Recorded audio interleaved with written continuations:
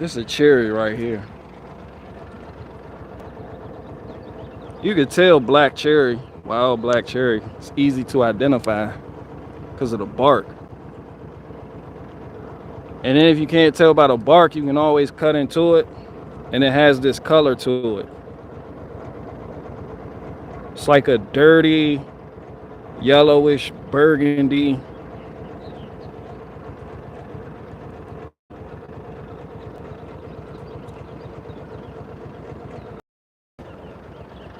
And then I think, yeah, this definitely Scarlet Oak. Like, I'm pretty sure this is Scarlet Oak, which is a beautiful tree.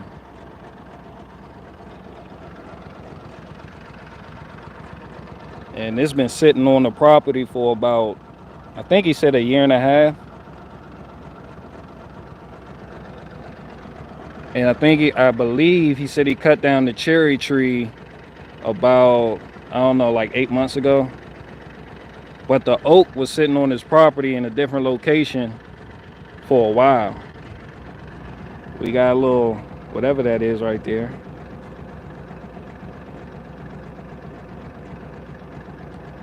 We got fish food, fish bait.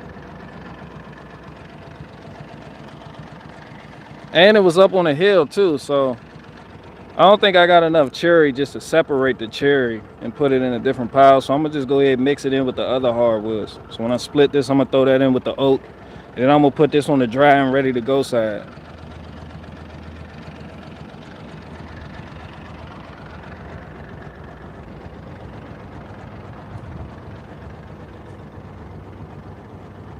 And I know it's not red oak because it doesn't have that reddish hue to it, that reddish tint in between the grooves. Scarlet oak, that's a beautiful tree. We have some of those in the forest near my house, and they just stand out from the other trees.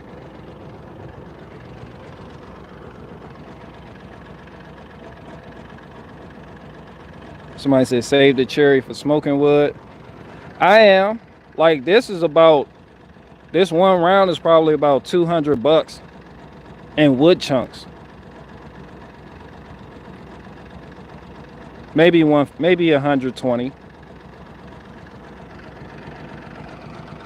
Yeah, but these three, yeah, I'm definitely keeping some for wood chunks, but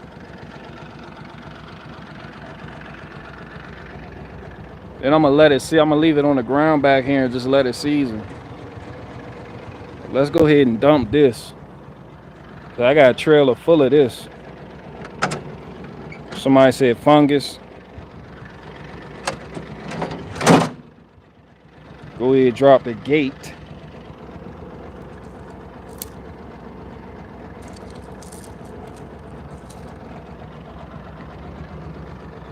We might as well go ahead and dump that.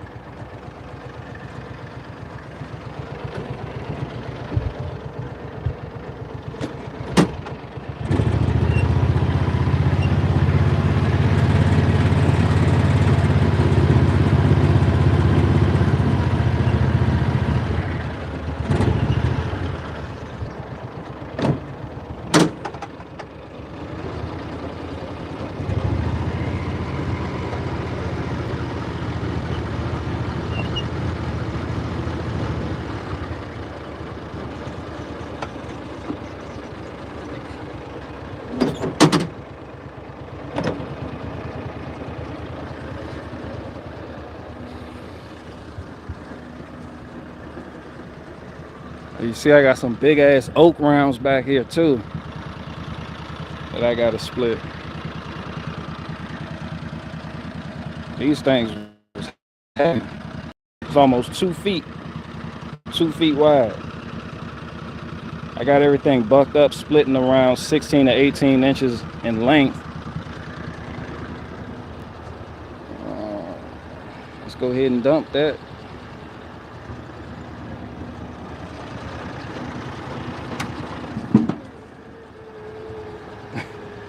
That shit heavy too.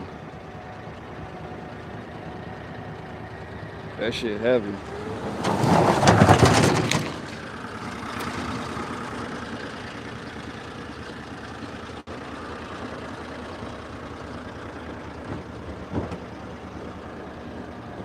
See, I got ants everywhere, so one of those pieces heavily infested.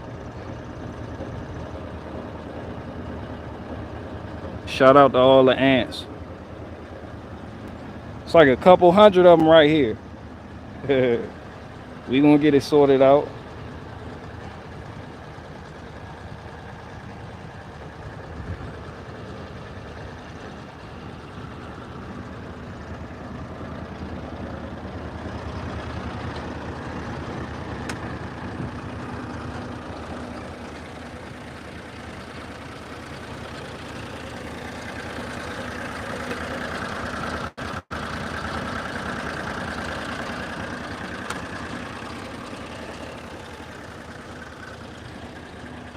And I'm definitely gonna have to get a new battery for the Gator.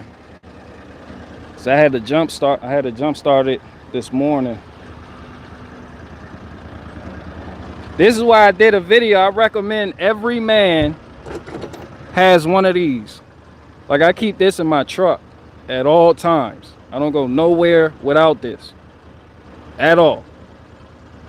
And this the big one too. I believe they went down in price. I think you can get this for like $350. I think you can get this for like $350 now. The GB 150.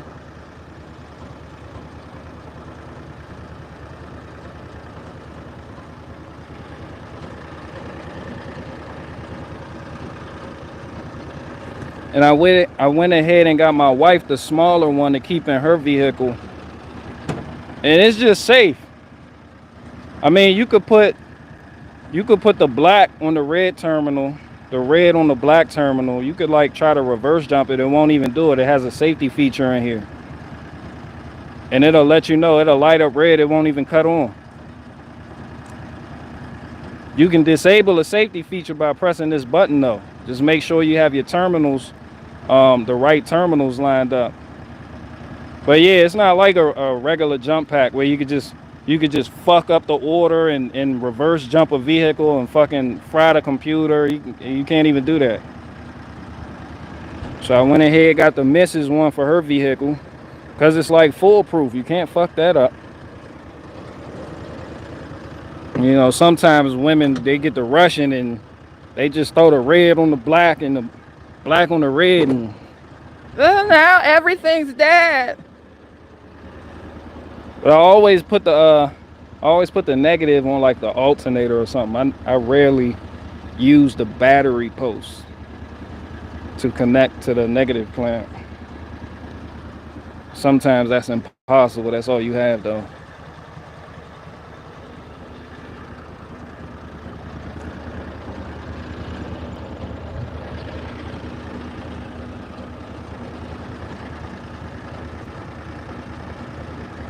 As a matter of fact, I can show you an example right now. Yeah, let's go ahead and do that.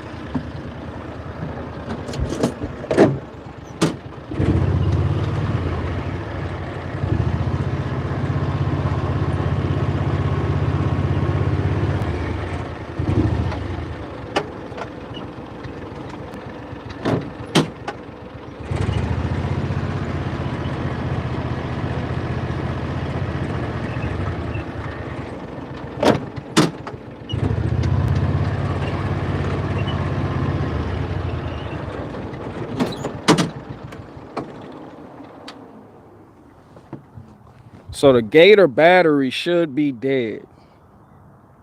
Let's check it out. Battery should be dead in the Gator. You hear that?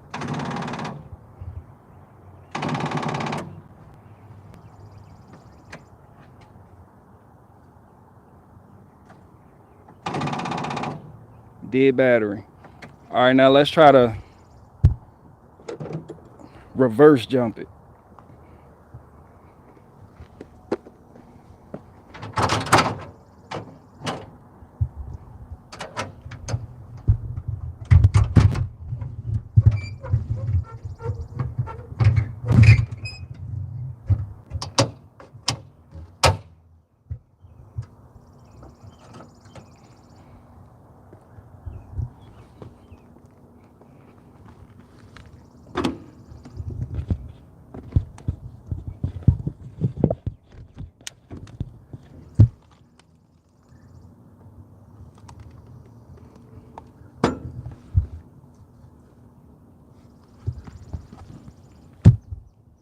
All right, so you can see this the negative post right here.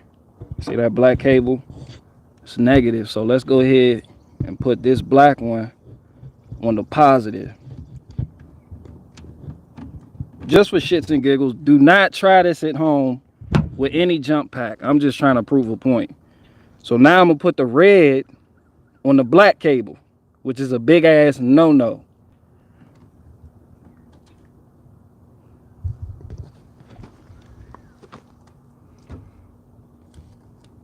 You see the red warning that's letting me know I hooked it up wrong?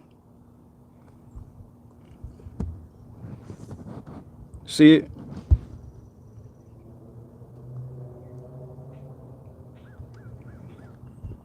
So that's letting me know I have it hooked up wrong.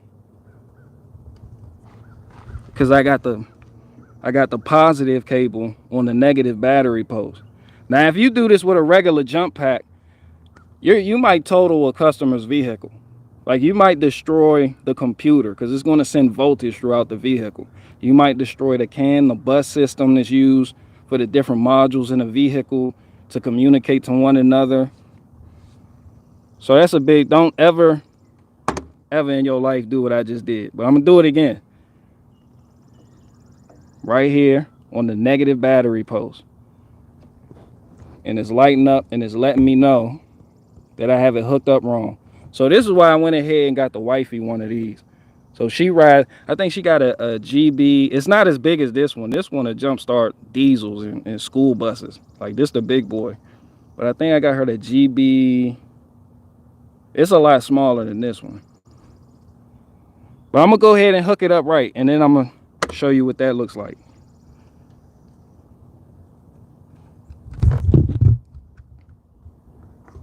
So now I'm gonna put and it doesn't matter what you put on there first neither. So I got that on the negative battery terminal.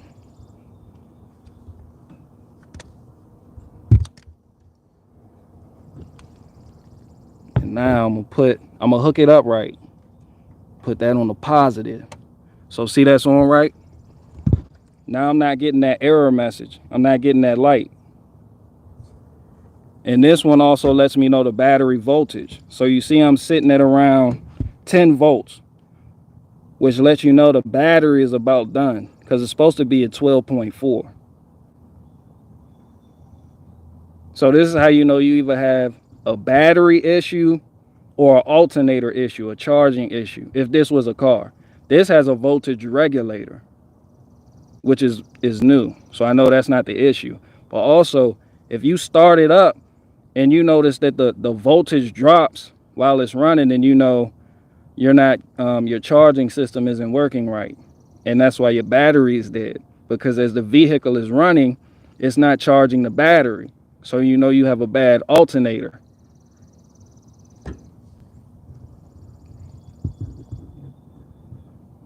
Now in order to jump start it, as a matter of fact, let's leave it off. I'm gonna show you what it sounds like.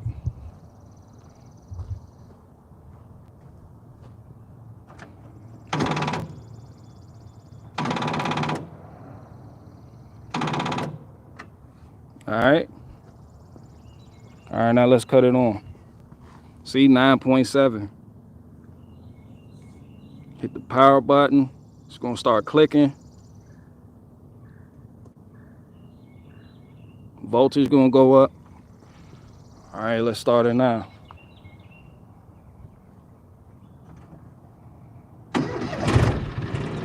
Voila.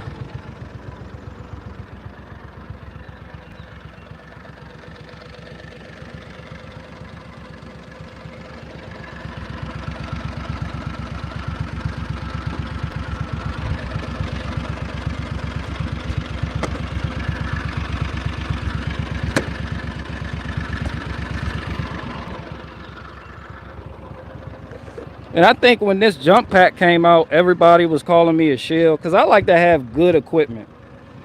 And this one is pricey, but as you can see, that safety feature is worth it. Because you might fuck up somebody's vehicle just... And a lot of professionals are prone to fucking up somebody's vehicle. Like, because they get comfortable in their job and they just and just be like, all right, go ahead, start it. And then you start it and you got it hooked up wrong, and then boom goes the computer. You know, sometimes. So I just figured it was worth it. And then this, I got one for my lady too. Like now I don't have to worry about her hooking up something wrong, or the cable sparking as they touch. But she'll move to buy that thing. So I don't have to worry about her, you know, fucking up her vehicle or reverse jumping somebody's vehicle or hers, or, you know, I just showed you you could hook it up wrong. It won't cut on. And yeah.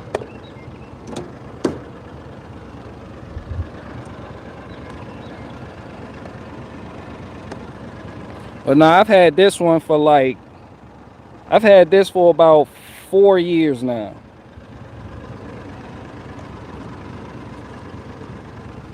And it take forever to charge too. Like when you charge it up, it's going to take at least a day. Maybe not a day, maybe like 14 hours to fully charge it when you get it. And then you can charge your phone with it. You already know all that. Charge your phone with it. Has a fast charging cable port, you know.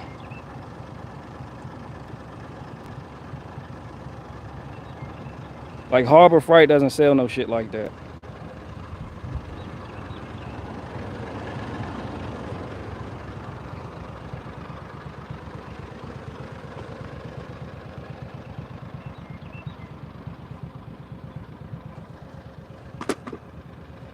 And I figured when it comes to chainsaws, I think I'm gonna just go ahead. I was gonna get the Stihl 500i just for the fuel injector thing and all that hype, but I think my next chainsaw is gonna be the Husqvarna XP 172. What the fuck is it? I don't know, but it has a 28-inch bar. Like, and it's only like $1,000, so I might pick one of those up towards the end of the summer, so I can have that going into fall and winter. Just I'm gonna be doing a lot of felling and bucking up wood and working with some bigger rounds because I'm gonna have more equipment. So I'm definitely gonna go ahead and put my money where my mouth is and invest in some better things. But right now I don't need nothing else. Like this chainsaw is as good as it gets for me. Somebody said you'll like the Stihl. Yeah, I know I will. Maybe in the future, but I'm gonna just get the. Matter of fact, I was just looking at it.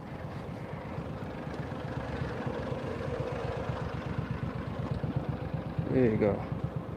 Yeah, I'm gonna get the Husqvarna 372 XP. It's a 70.7 cc engine, 28-inch bar. That's gonna be my next chainsaw.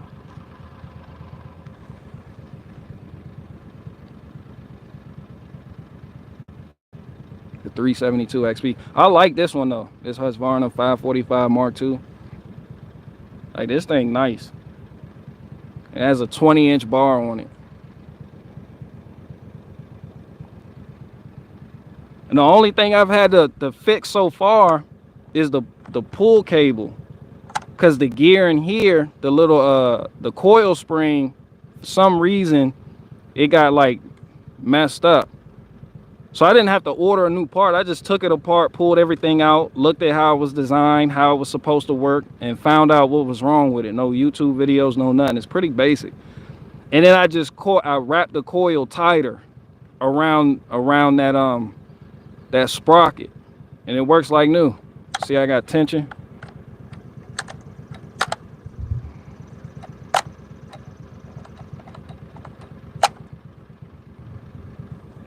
Somebody said Buck and Billy Ray is your favorite channel. Shout out to him. I like watching people that do what I do, like things that I'm into. I think that's how we all are.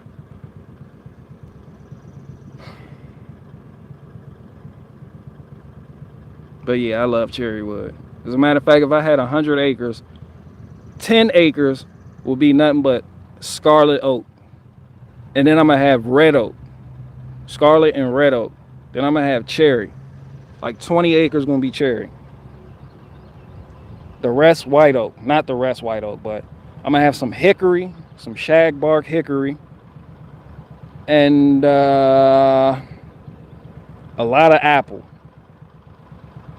And I think I'll be good with that. Like that's all I need.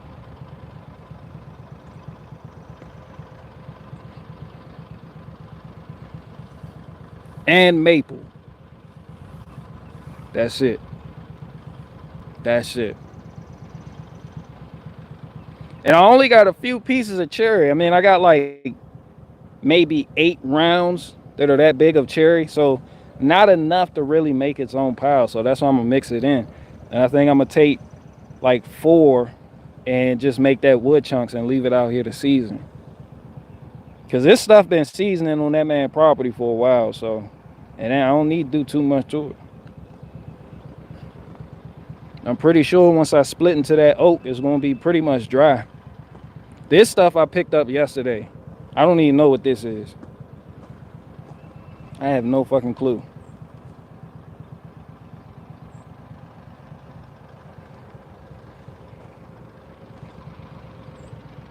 But you see I got some hickory over there, some pig nut hickory that I'm gonna slice up with the chainsaw and make into chunks.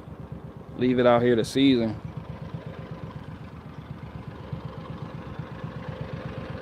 I got almost 3 cores split and stacked over here.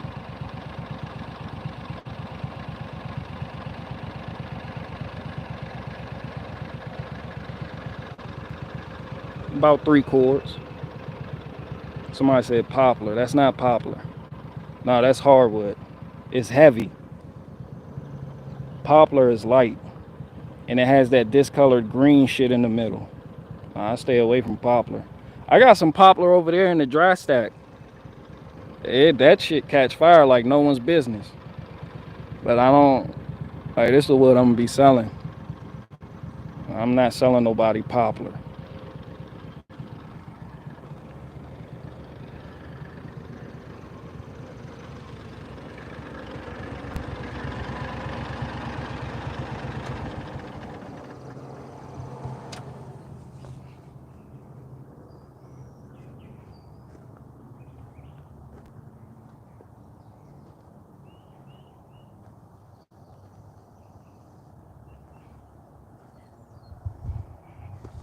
Oh, and I just cracked this open and replaced the filter in that yesterday. Then I got a big ass job coming up Sunday with the log splitter.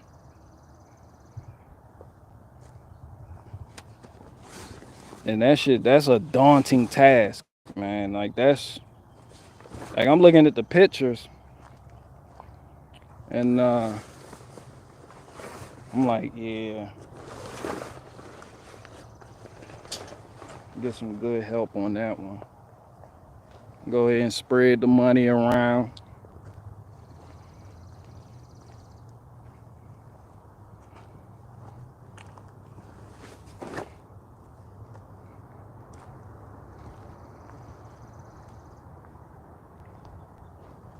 Somebody said BG gonna do the 13-hour brisket stream. Hell no. If I did do a brisket stream, I would do like the last 2 hours of the cook. Like I wouldn't do the whole thing start to finish on a live stream.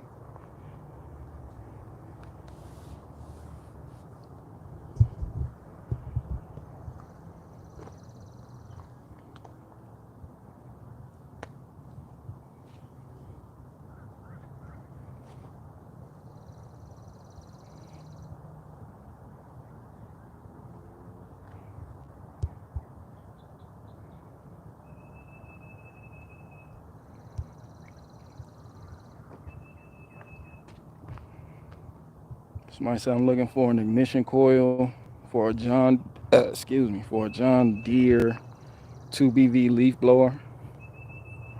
You can't get one in stores. You can't get one at the dealer. You might have to go to the dealer. Yo, not to get off topic or nothing, but that's why I love this old ass Gator.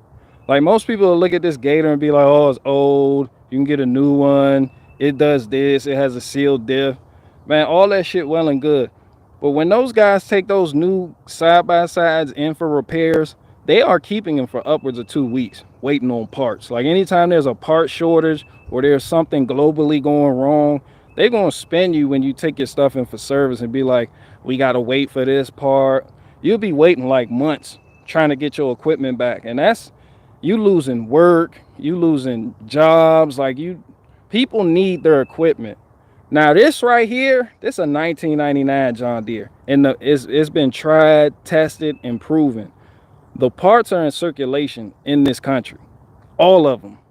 Like you can get a transmission, a transaxle, you can get tires, you can get tie rods, you can get the joints, you could get grease fittings, you can get the lights, you can get the body parts, the fascias, you can get seats, you can get throttle bodies for cheap on eBay, Amazon, every fucking where. And like the little parts that you can't find online and get them new, there's always somebody on Facebook Marketplace that has one that has parts for sale, or you could check around locally. People junk these things all the time, and you could just pull parts from them that you need. Like the newer, this go for vehicles too, like the newer vehicles and the newer equipment, you can't do that. Like it hasn't been tested yet, it's not tried yet, and the parts aren't really in circulation yet. Like you can't just go to like a parts store and pick that up. And even sometimes when you do go to the dealer will tell you, we're waiting, the parts on back order, and then now you're out of work if the equipment is that important to you. And this gator is important to my whole operation, because this cherry was up on a damn hill, and I picked all the oak and the cherry up for free. As a matter of fact, with the person, I'm gonna show you. I'm gonna show you what the person said about the damn gator.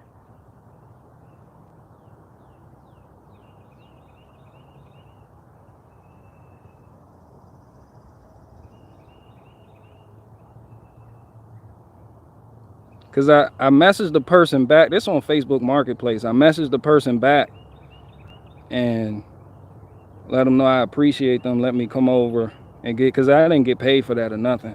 She was like, you're welcome. Enjoy. And that's an impressive gator you have. The hill like nothing. Bro, I cannot describe to you the hill. Went up with this gator fully loaded. Fully fucking loaded. To pick up the wood. Like that was a hell of a hill just chilling in their backyard, which is why this wood was there seasoning, because nobody wanted to fucking get it. Like you're not getting the bobcat up there. No. Somebody said too dark, can't see it. Oh, so you gonna act like you don't see that?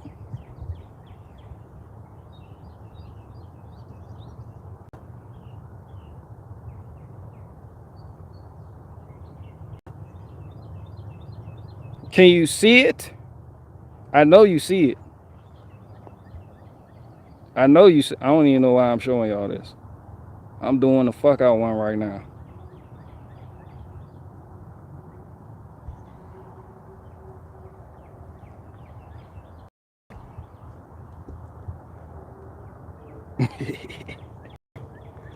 But yeah, and I forgot about this piece. I'm gonna get this piece of locust split up too.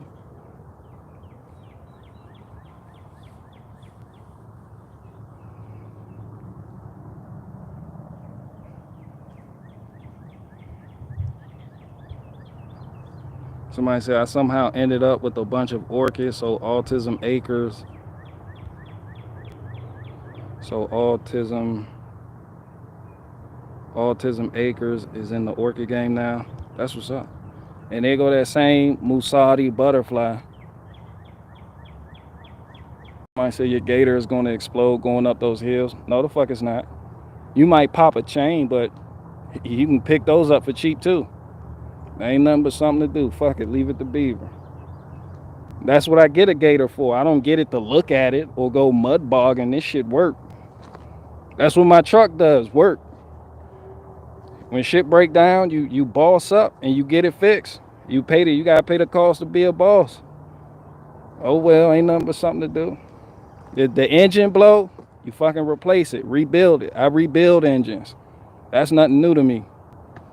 This gator is official. Like this is outside of my actual truck. This is the hardest working piece of equipment that I have.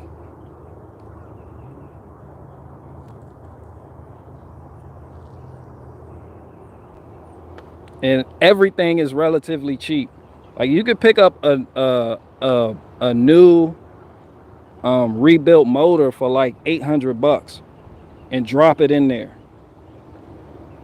Set aside like an hour out of your day and drop in a new motor. Like it's simple, easy. Hey, little buddy. No license. Yep, no license. You don't need a license.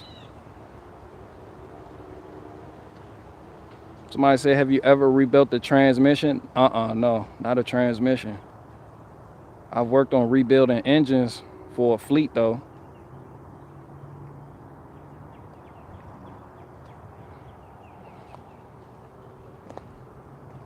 But something like that, the little transaxle, like that's the transmission in there, I'll go ahead and rebuild that. Like they sell the rebuild kits for it and everything. Like the clutch packs.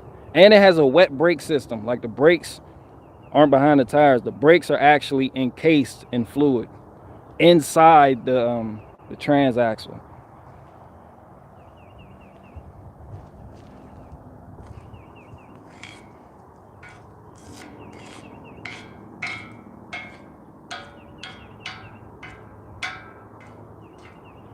Somebody said transmissions are easy.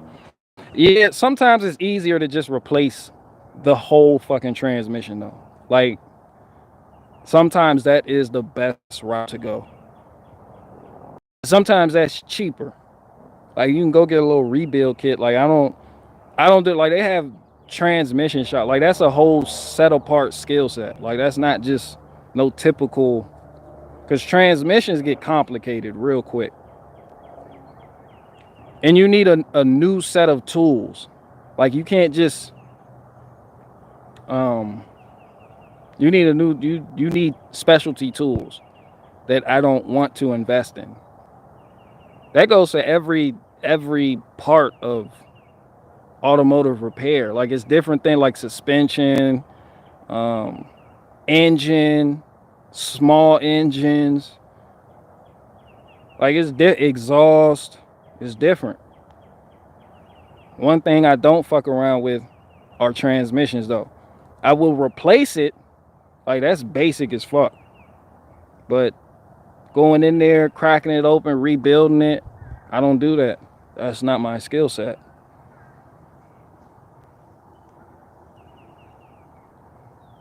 And I like doing things I'm comfortable with, you know, for liability purposes. Now, if I'm somewhere learning or I have somebody that's showing me the ropes that I can observe, that's what's up. That helps.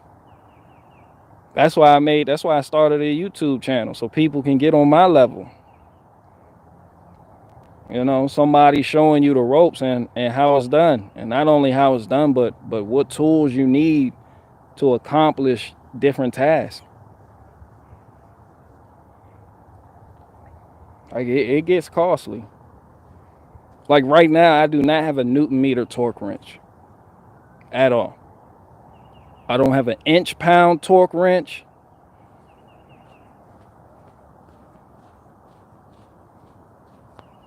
I do have a foot-pound torque wrench. So you already know what my specialty is. I love suspension.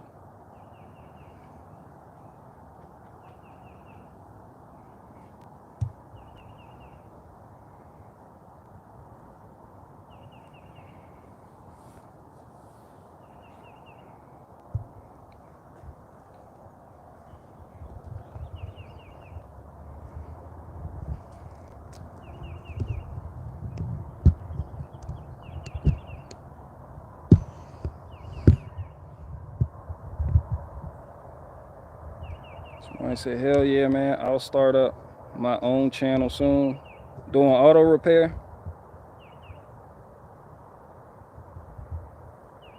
Somebody said I'm a transmission specialist. I'm literally rebuilding a transmission while I listen. Man, shout out to you, Mikey Deefy. Like, that's something I can't just jump into. Like, you got people that think, oh, you're a mechanic, you should be able to fix this. Man, there's different levels. And there's levels that I'm not on. That comes with anything though. Like, you got to be comfortable with yourself to admit that to yourself. Like, there's some things you just can't do. There's something.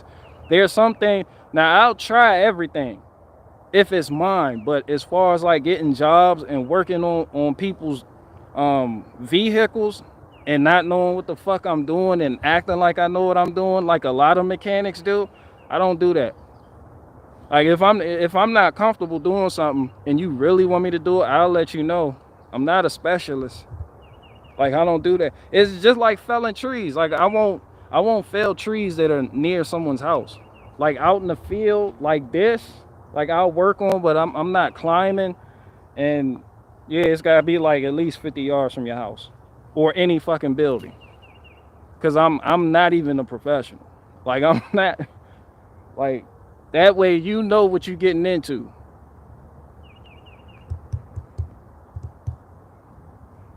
But that's what, like, you got a lot of people that they can't admit their shortcomings. And then that gets them in fucked up positions. And then it gets nasty. It just goes downhill from there. Like, I had that problem with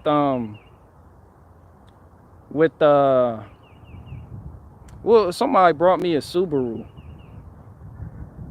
Was it a Subaru or a Mazda? I think maybe it was like a Mazda. And it was like, yo, I got my fan belt. This shit fucked up. And I was like, man, just bring it on over here. I didn't research it because it's a fucking fan belt. I mean, it's a drive belt. So you're like, yeah, the vehicle has a drive belt, one on the alternator. It goes from the alternator to like the crank pulley, or it goes from the crankshaft. Another one that's in front of that one to the water pump. So they got different. This one had 3. And I was out there for hours not knowing what the fuck I'm doing, acting like I knew what I was doing, because I couldn't admit, because my pride got in the way, and I couldn't admit to this guy that, yeah, I don't do that Subaru shit.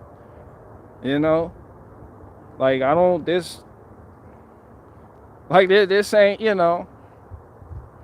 like right now, like, I had to learn to work on BMWs. And anything I get, I learn to work on. And if I don't know it, I'll seek the information out online, or I'll go to like YouTube and see how other people are doing things. You have to do a Subaru. I forget what it was, probably a Mazda or a Subaru. It was something, but that belt was wow, son. That fucking drive, bruh. I've worked on all manner of serpentine belts. That's just one continuous belt, and that shit hard to put back on. I've worked on the drive belts, typically 2 of them, controlling different engine accessories. But man, this shit was crazy, son. I don't know who the fuck engineered this, but I was like I finally got it together. I didn't give up. I couldn't give up. I finally got that shit off and put back in there and got everything torqued back to spec, but I was in over my head for like 5 fucking hours. Like, something that typically takes me 20 minutes took me 5 fucking hours. And after that, I decided I was gonna let people know, like, I'm not, like, I'm not about that life. And it ain't no shame in your game. That's how you get better too. That's how you get better. Like, my first experience working on vehicles, I did something that you just don't do. Matter of fact, I need to be smacked by Will Smith right now for doing what I did on my brother's Mercury Mountaineer. Like, I told him, I was like, yo, I'm gonna start fixing cars. Like, that's what I'm gonna do. So he was like, all right. So he needed to replace his thermostat, because his thermostat was I think the spring was broke, it was stuck in the open position and it wasn't allowing the vehicle to get up to temperature. And when the computer senses that your vehicle isn't up to temperature, it's going to use more gas, so you lose fuel efficiency. It's just bad for your vehicle. You know, you can file spark plugs, all types of shit. So I was like, go ahead, get the thermostat, and I'm gonna replace that shit. Bro, I'm down there, and I pop the hood, I look at the thermostat, it's right there. Like, that shit right there. As soon as you open it, I'm like, oh, that shit right there, this easy. But what I didn't know was technique. You know, this is where experience comes in. You can't get this through school. Your technique of how you remove fasteners. So, to give you an example, I'm in there, and, you know, I got my 1/2-inch ratchet, and I'm loosening it, and it won't, but I'm trying to loosen it, and it won't budge. So I'm sitting there, I get a hammer, I'm fucking retarded, I get a hammer, just bang, and all of a sudden, it's extremely loose. It's extremely loose, and I'm like, so I pull a fastener up, and it just comes out, and it's broken off in the engine block. And I'm like, and then this is on the thermostat housing, it goes directly to the engine block, like the whole housing. And I'm like, fuck, you know? So I try the other one, same thing happened. It just broke the fuck up. So ultimately what ended up happening was I got like some Gorilla Glue, and I just glued that shit back together to get it to him. Because I was like, yo, this is why I said I need to be smacked by Will Smith. This is my first time working on some shit. And I made it halfway to him, and I let it dry for like 5 hours, and, you know. And I let him know the problem. I was just like, I'm gonna do this just to get it to you, because we were, you know, fussing over who's gonna get shit towed, and I was like, I don't have money. I was broke as fuck. And I remember, good thing that Mercury Mountaineer, like, it has a cutoff feature, so it's not gonna let itself overheat and then warp, you know, blow gaskets and warp cylinder heads. It shut itself off, and I was just like, just stranded, like right there on the fucking on the side of the road. That shit was crazy.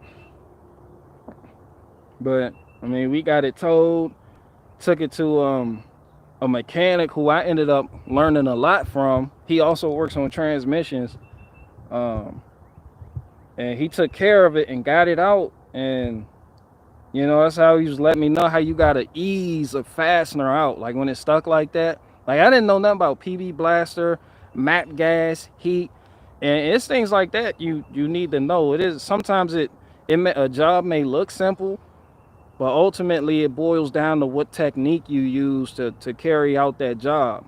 Because you don't just gung-ho about it and just put get the socket on there and just like, that's like, you could fuck yourself up doing shit like that. So now I know how to better assess a situation, so I know my limits. So man, that shit, it was a learning curve. Somebody said, at least you didn't put Gorilla. Somebody said rusty bolts break, end of story. Man, they do, but when they break off in the block, yo, that shit frightening. Because it's like, how the fuck do I get that out? You know, and that's not something you could just weld up.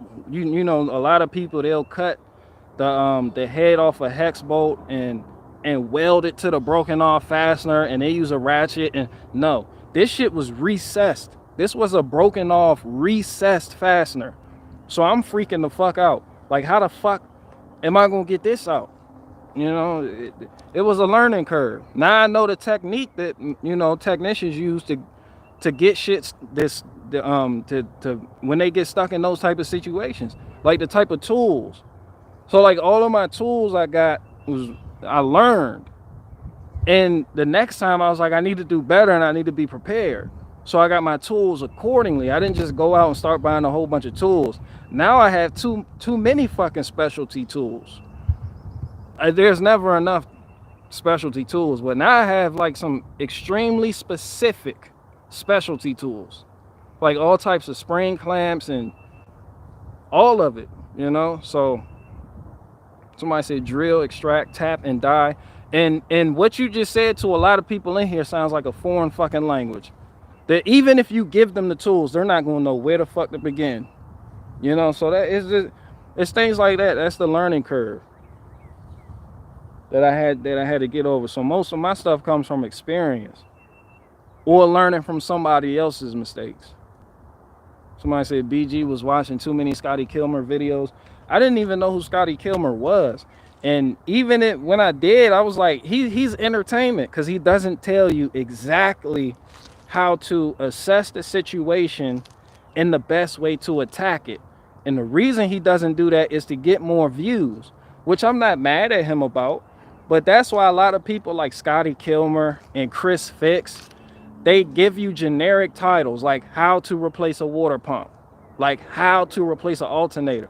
But then you got people like Astro Auto Repairs and South Main Auto and Leak Auto Repair and a whole bunch of repair guys. They actually, and myself included, they actually put in the title what you're up against, like the year, make, model, and engine size, so that there's nothing left to be desired. Like, you know what you're going up against and you know what tools you need to have. I made sure that I did that. Like, that was one of the specific goals I had for this channel, was to put specifics in the title so people know exactly what they are getting themselves into. Like, you may like Chris Fix videos and Scotty Kilmer videos, and Scotty Kilmer been a mechanic for a long fucking time. But you realize real quick the authentic from the I'm just here to get views type of auto repair people when they're giving you something specific. And that's key. That's what people want. Like, I don't want to know how to fucking replace. A lot of people don't want to know how to replace a water pump. They don't. But a lot of people do want to know how to replace a water pump on their specific vehicle. Somebody has a Mazda Miata. Somebody has a Honda Element. Somebody has a Ford Explorer. You know, somebody has a Chevy Malibu. You know, and it's like, once you get, you like, yo, I got a Chevy Malibu. They're like, yeah, but what engine size? What year? What generation? There's different generations. You know, so I made sure I did that. Even with my oil change videos, I have tons of oil change videos on various different vehicles, make, models, engine sizes, where I show you exactly the part number of the oil filter, what type of oil, the best way, the best process for how you attack the job. You know, it was all about attack and truthful information for me. So, and I conveyed that very good. That's why I had a lot of people that was like, yo, you know, your videos were the truth. Like, I done rebuilt whole rear ends. Like, I did a video on how to service your rear differential, but you know, it was for my Jeep, but it's the same process for all vehicles. How to identify a rear axle, what viscosity of gear oil that you need for your rear axle, whether it's limited slip or whether, you know, open diff, lock diff, you know, what to do in certain situations, how to replace axle seals. I got a hell of an axle seal replacement video on here. No one has a better axle seal replacement. I even have a specialty tool that's used to push out the axle seals, because a lot of people, they'll use a hammer with a long ass extension and put like a 36 millimeter socket at the end of it and bang it out from the outside of the axle tube after they take the wheel and stuff off. I give you the tool how to pull it out from the inside of the diff where you don't have to do all that. I show you the tool, the process, the amount of time it takes. Man, like I put, like, when my heart is in something, that's what I do. Like, I'm not gonna leave you with more questions than when you originally got here. So that was my whole thing.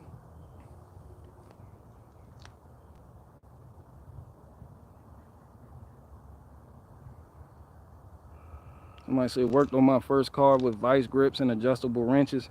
That's how a lot of us start out. Some of us don't even start out with that. Some of us start out like actual monkeys, you know, and kicking shit with our shoes off and throwing bananas at problems. And then we evolve to what you see me now. Like, I have a lot of tools. Like, there's people that know what they doing. They like, yo, can I borrow?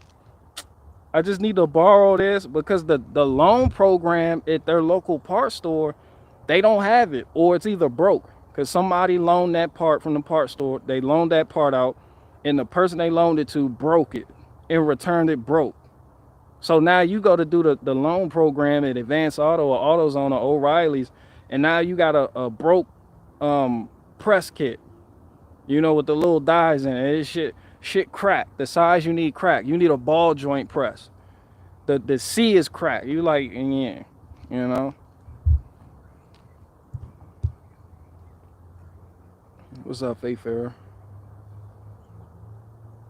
But man, that's what I try to do, because everything isn't for everybody. And if you're looking at one of my videos and you're trying to assess whether or not you're comfortable completing an actual job, you will know by the time you finish watching one of my videos whether or not you want to invest in the tools that you saw me use to complete the job, or whether or not you just don't feel like you're that handy to do it and you want to take it to somebody like me. And that's okay. Everything isn't for everybody. You know, that's what keeps people like me in business. Like, some people don't have the time to do that. Some people aren't comfortable doing that. They feel like they're going to fuck something up on their vehicle, so they just take it to somebody who knows better.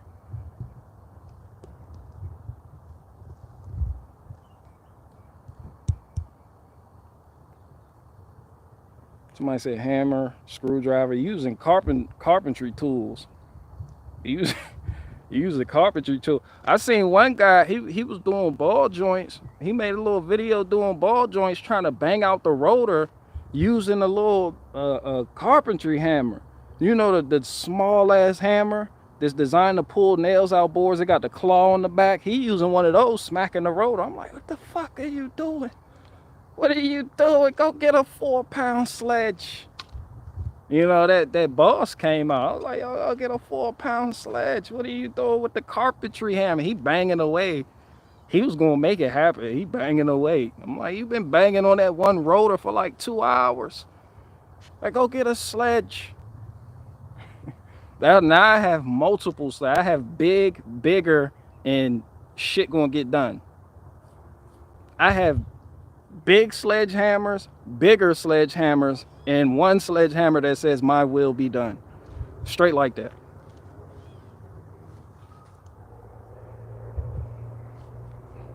Like, they don't teach you about torches. Like, that's why you see me with map gas. I didn't get that to start fires. I got that for fasteners that wouldn't come loose, to expand what the fastener goes through. That way you could put a socket on there, get you a wrench, and you could back it out easily. Like, they don't, you know. Somebody said, what model is that saw? The Husqvarna Professional 545 Mark II Auto Tune. And I got it, I believe I got it at, yeah, I got it at Lowe's. And it was only like 600, like I paid like $650 for it.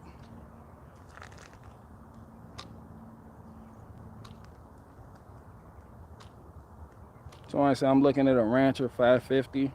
Oh yeah, I believe the Rancher 550 was hanging up right next to this one. But I seen this one cost a little bit more, and it said professional. And I know I wanted to do some professional type of things with the saw I was purchasing. You know, I wanted to like buy once, cry once, but I didn't want to go up into the XPs, up into the thousands of dollars. So I figured this was the best one for me. It had a 20-inch bar. I believe you could put up to a 24-inch bar on there. Has the X-cut chain, which the Oregon chain cuts better than that. You know, so that's just marketing. I mean, it's a decent saw. You know, that's why I was thinking about getting the Stihl 500i, but I think I'm gonna stick with Husqvarna.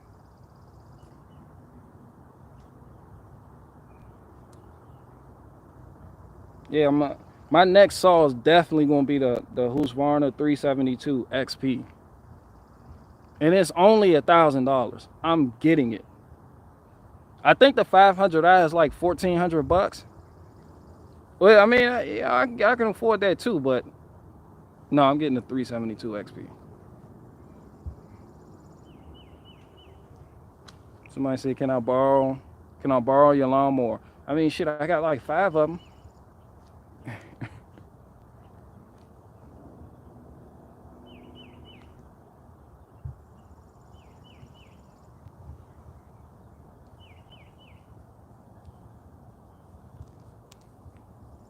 I'll only get wood chips if it has freedom in its name. Man, ain't nothing like getting your own wood chipper.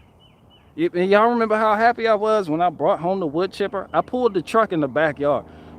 First, I need y'all to understand how much of an ox I am. I physically hoisted that log, that wood chipper. Yeah, I hoisted that up and onto the back of my truck. I didn't have a trailer then. I didn't have a trailer to pull it up on. No, I picked it up. I don't think y'all hear me. Where's the wood chipper? Where's Duck? Y'all don't hear me. Yo, I'm a fucking ox. That's a heavy ass, man, look. Son. Bro, that's work ethic. That's work ethic. That's no regular, oh man, supposed to live. Nah, that's some extraordinary shit. That's extraordinary. That's extracurricular. When I backed up, I went to Bethesda, Maryland to pick up that wood chipper. And when I showed up, the Korean dude I was buying it from, he was like, "Where's your trailer?" I was like, "I don't have no trailer." He was like, "Where's your help?" I said, "I am the help." He was like, he looked at Duck, he looked at the split, he was like, "How the fuck are you gonna get this on the back of that truck?" Well, good thing I ate my Wheaties this morning. And not the Wheaties that has Bruce Jenner on the box. You know, I was on some Popeye shit. Just Bogart. Gorilla grip. That's why people's like, "You're a fucking monkey." I'll be there. I'm a gorilla. I got something in me. I'm an ox. I gorilla grip the wood chipper. Y'all don't hear, y'all don't get it. Y'all don't get. That's why I said I could pick people up from the back of their necks and just lift them straight up into the air. Like, I don't even have to fight. Like, if I get my hands on you, bro, you're done. When I put you down, you're done. I'm out here. People go to Gold's Gym and try to get buff and get cut up and get muscles and shit. Man, I eat good and I'm out here curling cherry wood rounds. That's why my forearm, I can close hang the shit out of somebody with. Anyway. Yeah, there's nothing like getting your own wood chipper though. Like, y'all seen how happy I was when I pulled the truck back here and had the wood chipper in the back of the pickup bed. Like, that shit was amazing. I'm like, yo, I'm gonna be chipping. As a matter of fact, I gotta get the chipping now. I'm not gonna use those wood chips. I'm gonna put fresh wood chips on all my garden beds.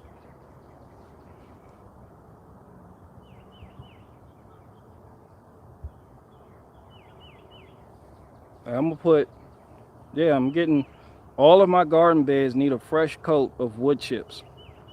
So I'm gonna get to it. You're gonna see me with limbs. Matter of fact, my neighbor got nothing but limbs over there. So I'm gonna head on over there, get them tree limbs, pull a gator through there, and you gonna see me out here chipping. Bro, that shit is no joke.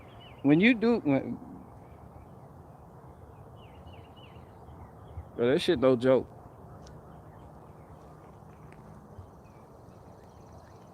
Like, when you see like people that are older in age, like outside with Sheeb and Buck and Billy Ray and Maeve and all these other people that work with wood, and they be like 50 and 60 years old and in good shape, and you be like, how come they ain't good? Because they doing this shit all damn day.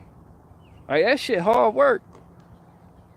Like, you have no time to get fat. Like, your gut may get big, you eating good, but like, you still gonna have like form. Like, you don't lose that. Like, that's true. Have you ever seen people that go to a gym?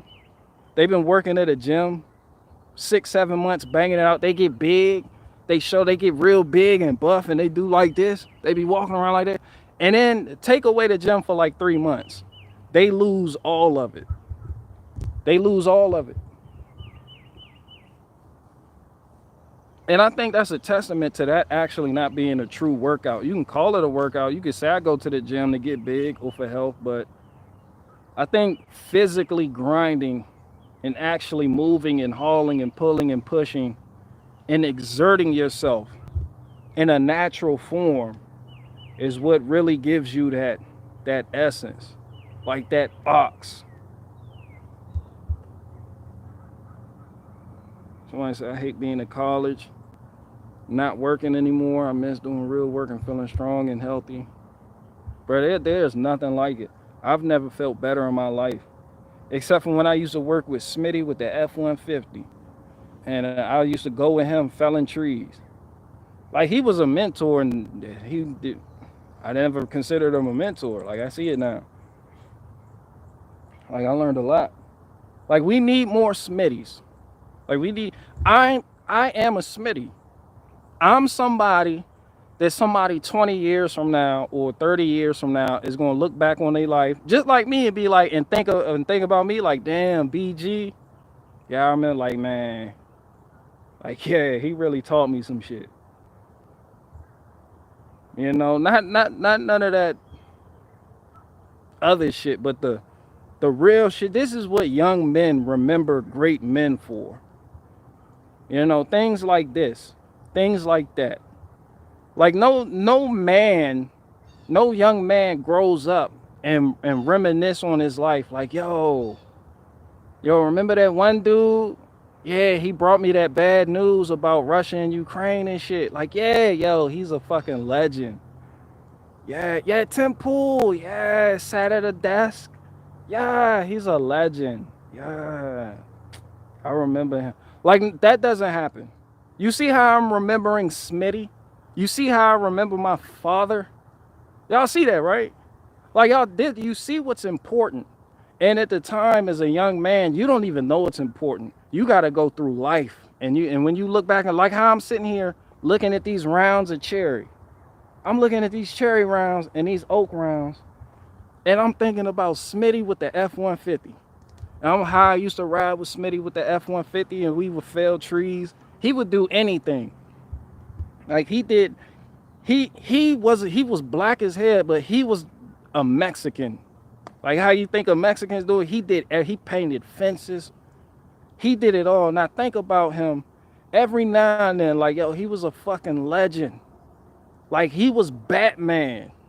Like, that's how I got my first job, working with him. Like, he taught me so much. He was even a locksmith on the side. He had nothing but side jobs on top of side jobs that were stacked on side jobs that he would bring. He was a locksmith. This nigga was a tree expert. He did landscaping. He was a plumber. See, and as a young man, you don't appreciate it because you're looking up to like rappers and singers, and you see people on TV making their funny money, and you think, yo, I want to be like that. But as a man, you go through life and you get to a certain point in your life where you reminisce on the greats, the real great men of old that really showed you the way, that taught you what a man was really supposed to be, not that Hollywood and Tucker Carlson and all that other gay truther shit. Nah, the real men that really get their hands dirty, they teach you how to use a chainsaw. They teach you how to do a little bit of plumbing here and there. They show you how to use equipment to fix your vehicles. They teach you how to repair things, not just go out and buy parts. They teach you how to actually repair things. They teach you the science behind it in the field, the real life. Man, you can't replace that. You can't, like, nobody on TV. There's no celebrity on TV, none of your favorite truthers, none of them are as more valuable to me than Smitty with the F-150. I promise you that.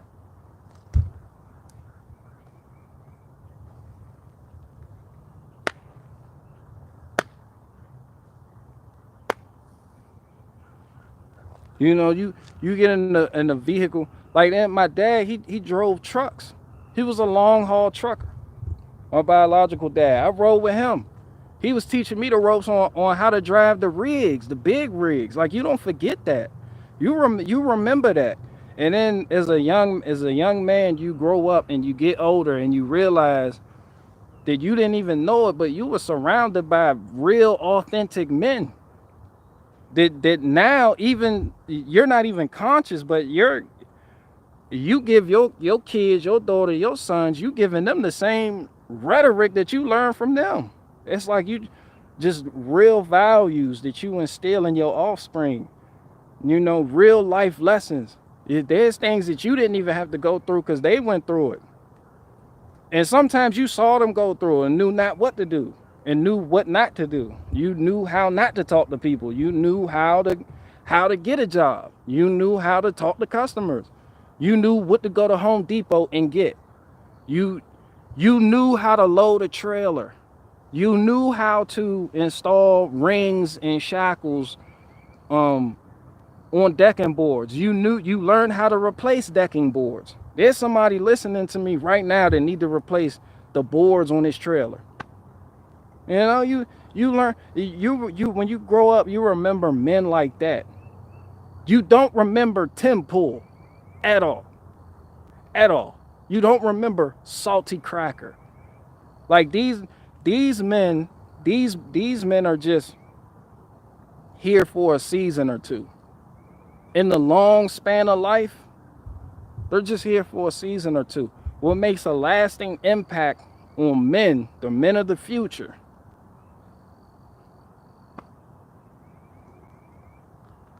is this. This is it.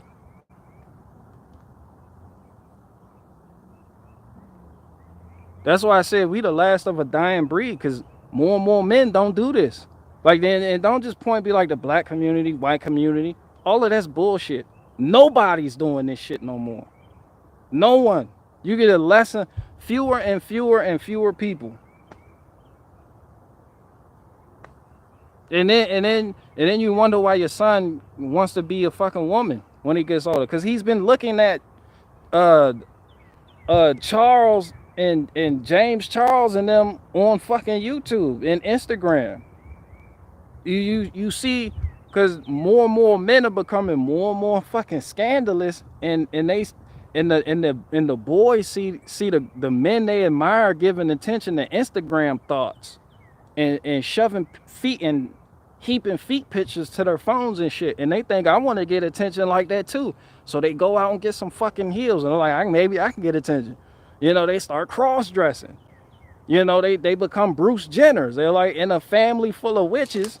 They get attention. They're like, yo, how do I stand out? And they become bitches. And people call it bravery. And then like, there's nobody. Then you have more and more men complaining about an invisible enemy. It's you know, it's the coronavirus, which doesn't exist. The same thing about black man complaining about white man complaining about Jew. Then you just raise a generation of bitches, but they don't see themselves as bitches, but they have an inner bitch. So they constantly just bitch and complain about shit they'll never be able to fix because they can't work on themselves. Because they grew up and they see their father, they see their brothers, and they were complaining about these issues. But one thing about it is they seen them complain, but they never actually took the time out to drive the solution home, to actually present a solution along with the complaint. You know, you have two sides of a grievance. You have the grievance and then you have the action. There's no action. There's just complaints. You know, and they see people getting paid more and more money to complain. So it's like, why the fuck would I take action on something when I could get money complaining about it? That's why I said a lot of YouTubers that complain, and a lot of truthers, they don't give a fuck about solutions because there's money in complaining about the problems. Bro, if you have a food shortage, which to a lot of you sounds bad, bro, that's a meal ticket. There's like food shortages, nigga, where? Nigga, I'm reporting on it. Load up the computer, set up the camera. This just in, we have imminent food shortages. Now you get to sell your food buckets. Now you get to sell your hats. Now that disaster you bring on people is accompanied by merchandise. And now you can afford your compound. You can afford your mini mansions. You can afford, your houses and Subarus and Mazdas and Nissans and Honda Elements. Like, you don't, like, it's one big ass game.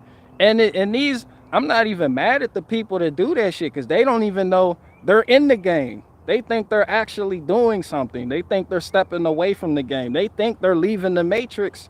They think they're taking the red pill. And it's like you're showing the youth how to be bitches, but you're not consciously aware of it. You don't look at it like that, because we have different outlooks on life. One way leads back to thinking about how all the men in your life were a bunch of bitches, and then another way leads back to remembering the Smitties with the F-150s. The BG, when I'm dead and gone, when I die and I'm dead and gone, or my children, my kids, even some of y'all gonna remember me not for the shit I talk, but for the things I actually did and showed you could do too. Like, there's no fucking excuse. Like, I can get into a car accident tomorrow. I can get into a car accident tomorrow and fucking die. Head impaled by a fucking random tree. It'll probably be an oak tree too. Just where the fuck did that come from? An oak tree through the neck. They're like, yo, he was dead on the scene. Like, people aren't gonna remember me for talking shit. They'll be like, yo, there's somebody young in here watching me right now that's gonna grow up like, yo, I remember BG. They're gonna get to doing some real authentic things in their life as they get older, and they may have a moment where they reminisce and look back like, damn, I remember when I caught BG just speaking his mind for like 20 minutes, and now look what I'm doing. That's the things you remember. Not that you're not remembered for the fear porn. Everybody does that. It's like the influence shouldn't be to wake up, a mass awakening. It's to take action with your own life. That's on you. That's how you change things.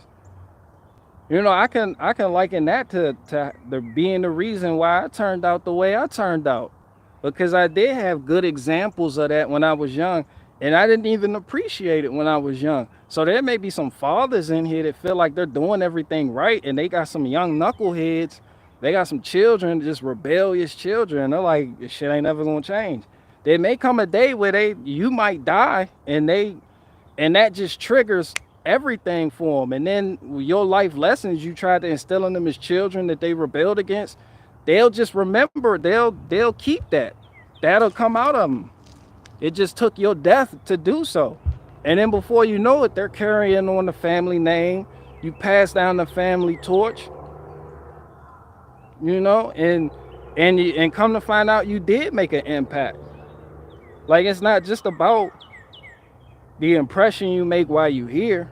Sometimes some of us have to die before it means anything to somebody we're trying to help.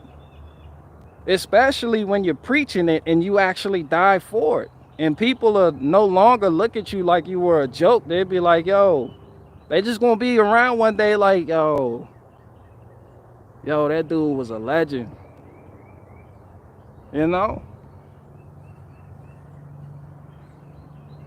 Like, because we all gonna die, but no one's gonna remember these fear porn merchants and these fucking people y'all call truthers, when they really get their hands dirty. They're gonna be remembering good men who actually had value. That's how you raise men.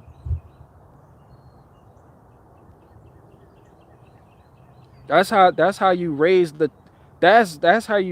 type of men that I would want to see one day, that I one day would give my daughter away in marriage to. Not somebody fucking complaining about white people or complaining about Jews or systems, but actually affecting change. That, you know, somebody with their head on straight, somebody who doesn't drive a Honda Element or a Nissan Altima. You know, it's like I said before, like, I am the type of man that I would want to see my daughter grow up to marry. You see what I'm saying? Like, which may sound weird to a lot of people. But you see my forever forward mentality. Like, it's not my job to sit here and satiate my wife's freak out sessions about the world by freaking out with her. No. You know, I have to be the calming spirit. Like, everything's going to be okay. That's my burden. You know, you have no business freaking out or trying to be a fucking truther. You know, my job is to, you know, I'm a quell that in you, and we gonna move forward. We gonna do what we can do. And the rest is gonna be like, fuck it, leave it to Beaver. But, like, she freaking out, I'm freaking out. What type of shit is that? So this way my daughter sees how I am, my work ethic, how my relationship with my wife, and she grows up and wants a man like that resembles her dad. You know, that's, and for real, my wife mimics a lot of my mom. And a lot of people not gonna see it because they're gonna be like, oh, one's white, one's black. Like, I already went over that, but my mom had a quiet spirit. Like I told y'all, my dad, I might put her on a live stream one day. I don't fucking know. But my mom made sure my dad got the big piece of chicken. My mom made sure my dad ate first. We didn't, as children, we didn't eat first in my house. And when I was young, I never understood that. I never understood that. As a man, I understand now. I understand full well what the fuck that's about. It's like my mom was a hell of a woman. You're not gonna find too many women like my mom that just had that meekness, that humbleness, humble in spirit, you know, attentive. She also had mental fortitude. She was strong, not like black girl magic strong. Nah, she was strong as in she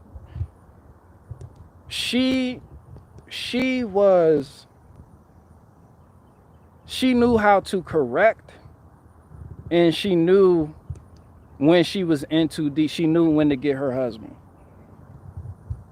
Like, and they were never combative in front of us growing up. Like, me, my sisters and brothers, we can't say that she was ever combative. When my dad made a decision, that shit was law.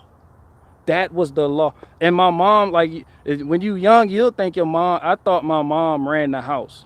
Like, you'll think that. You'll think, oh, she, you know, she fusses over everything, the blinds. You know, I told y'all she had that big dumbass Kirby that vacuum that she had me hauling up 3 flights of fucking steps, cleaning and shit. You know, she was the one that gave orders. But when we asked for things, I'll give you an example of my dad being the law. It was a school night. It was Sunday. I played bass for Crucial Image Band. We had a show down there at Thai Seafood in Waldorf, Maryland. Now it's Sunday. It's a school night. And in the show, we don't go on. Well, we don't even know when we go on, but the club don't open till 11 o'clock at night. Right? Yeah, crazy. So I'm making my case before my mom. I'm like, yo, I gotta, you know, the guys need me. They need the bass player. They had a keyboard player. He was ready to play bass. He was cueing the bass tone on the keyboard. He was like, that nigga not coming say less. You know, fuck him.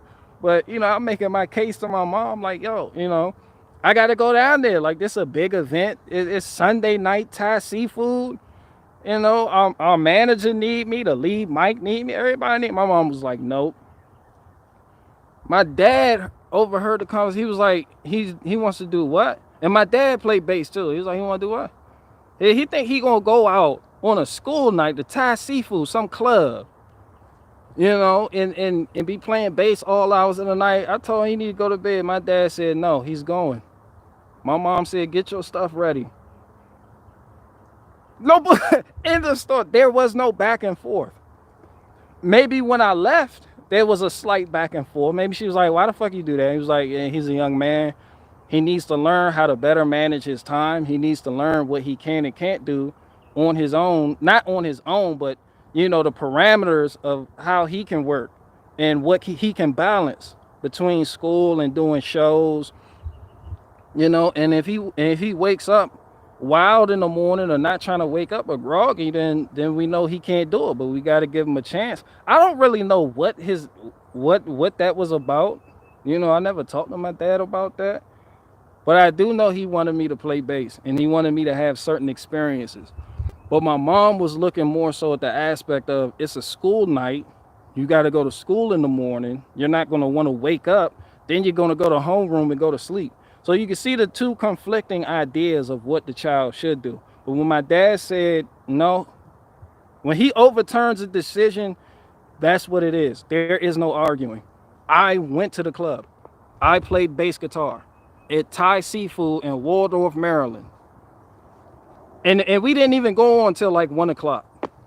Because I think, who else was there? I think T.O.B. and all these other bands, New Impressions Band, and everybody else played. And that shit was wild. They played after us, but like you had a whole bunch of other shit going on. So we didn't even go on until like 1 o'clock. I didn't get home until like 3 o'clock. That shit was crazy. But I was like, that's just an example of my dad just being the law. Like everything is up for debate until he speaks.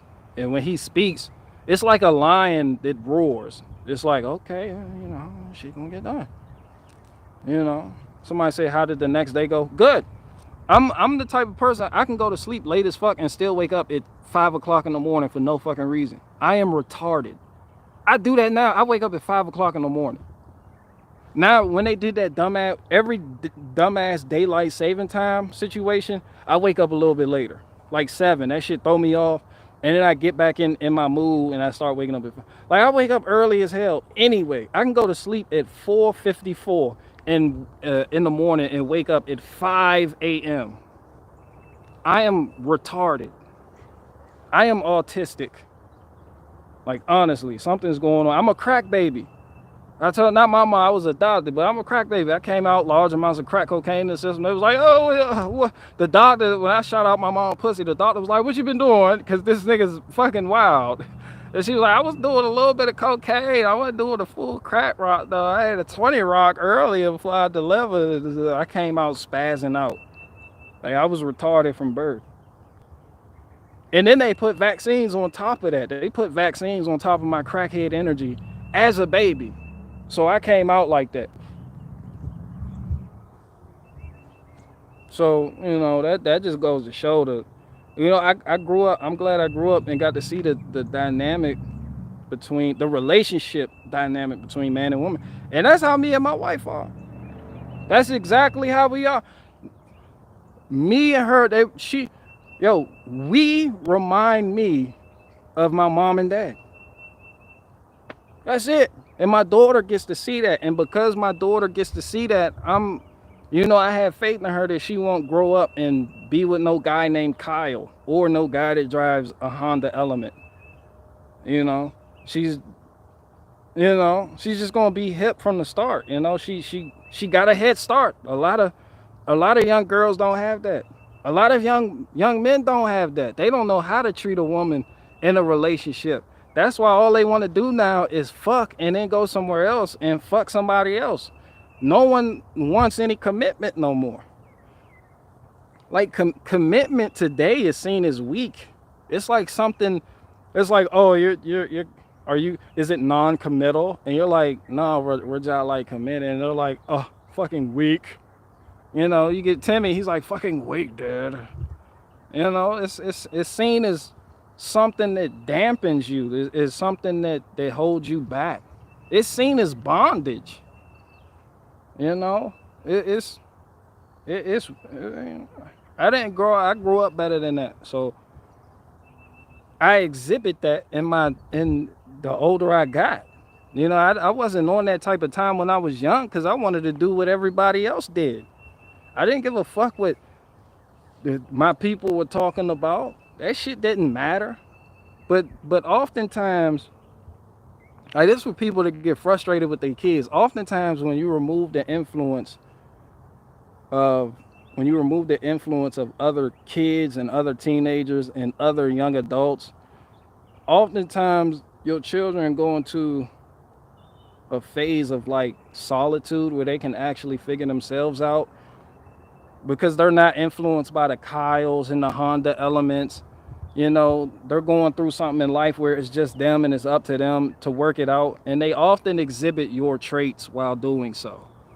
You know, you'll be like, Dad, that's what I would have did. Like you were listening when I was, you know, telling you about that. You know, and sometimes it sticks. Sometimes it doesn't. Sometimes it's nothing you can do. You did the best you can. You know, but most of the time I believe that's how that goes. I can't prove it, but like once you remove that worldly influence, because you're gonna have kids that want to hang out with your kids, that want to smoke weed and they want to get high, and that may be what everybody's doing, and they want to do that. They want to go somewhere and get high. They don't want to just be like no, and then be looked at as like the retarded kids, or like the fucking, or be a negative Nancy about things. So they may go along to get along, literally, but oftentimes, you know, as they age, like I did and my sisters did, they start to resemble you more and more. And they start choosing better decisions. But if they don't have a grounded basis for which to judge certain activities, then they're going to be fucked from the start. Like they're not going to know how to, you know, how to maintain a committed relationship. They're not going to know how to say no because you feel like you need to give your kids everything. You need to give them the world because you feel like you were deprived of something. Then they grow up like Willow and Jaden Smith. Like they don't know how to say no to the influences surrounding them. They just grow up wacky, wavy, inflatable, wavy arm guy. And then some people online come along with a new doctrine, and before you know it, they heap to themselves a bunch of people with that doctrine, and then the values you instilled in them as they were young, they, you know, they look down on you about it, or they call you a fucking boomer, and then go do something else, you know, even though you did the best you could. But they gotta have something to start. They gotta have is that a fucking tree frog? Like they gotta have grounds. They gotta have a basis on which to form opinions about things. And that has to be you and your wife's relationship. Like that's the start. That's what they see. They're at home all day with you. Like they're at home all day with you. That's what they're gonna see. And then you don't want them ending up with no fucking Honda Element driver. So it's like, you know, that's how you gotta hold it down. That is definitely a fucking tree frog. Why you sound like you up high? You're not a tree frog. Okay. Some type of frog, but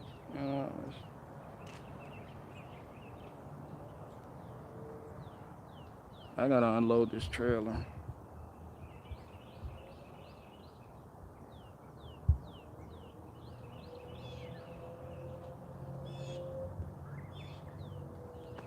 True, but going overseas gives perspective. Females and say like Brazil treat men like men, bruh.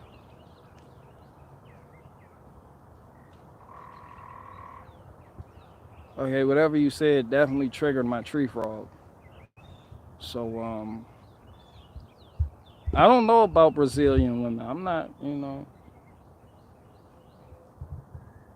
I don't like I've never, me personally, my preference has always been American women. Cause for one, we speak the same language and I know how to read body language. Like I've never been like attracted to like Latino women, but like there was a lot of Ethiopian women in the area I used to live in. For Ethiopian women, some of the most beautiful women on the earth. But when people say know how to treat a man, it's like, damn, but how does, I mean, you just got some women based on their environment or their culture or how they grow up, they're just meek and humble in spirit. But in America, that's a virtue, and that's hard to find. So when you do find it,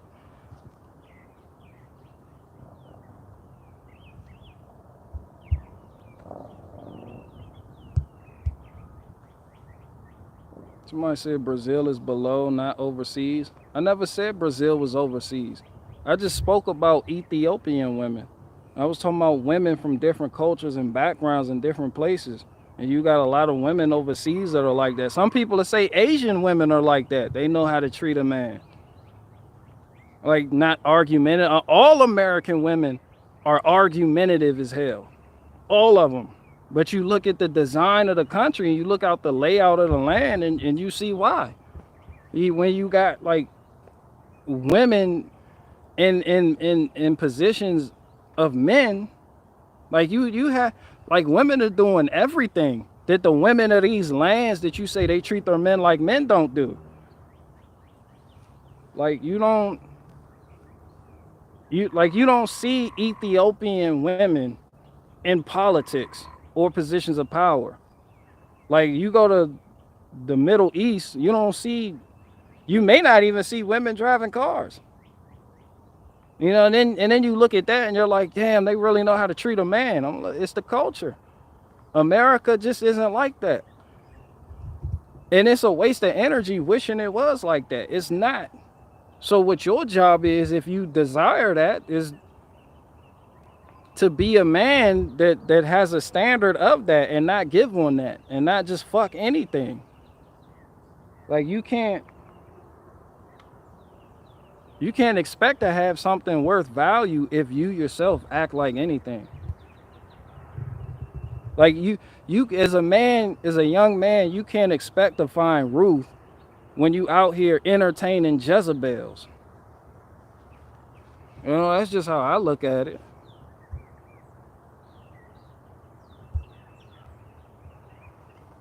Somebody said he's responding to a comment directed at me. Anyone been married over 30 years other than me?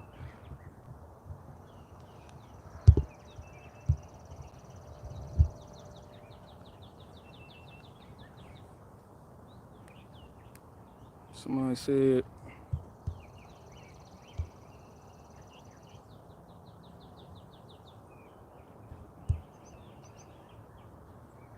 is it somewhere on Jupiter has Watachi been married over 30 years? I feel like that now. Like I don't feel like it's not even there's just a pure sense of duty and responsibility as a man that I must fulfill, that I am obligated to fulfill, and I love it. Like it's not even lust or a false sense of romance. Like this is me, that's my duty. Like I have to do this. And that's what you go through as a young boy. You learn, you know, boys do what they want, men do what they have to. Like we don't believe in divorce. We don't do that. But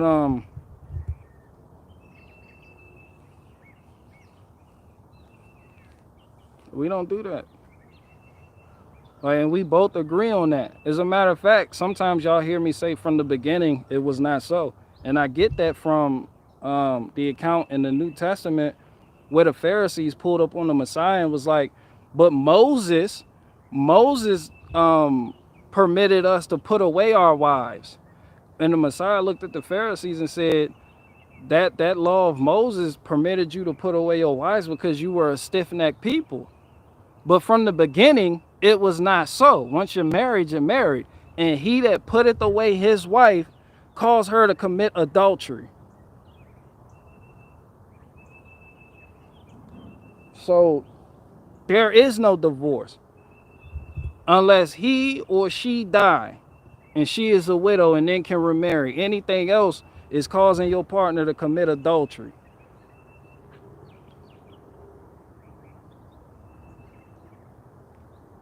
All that divorce shit from the beginning, it was not so.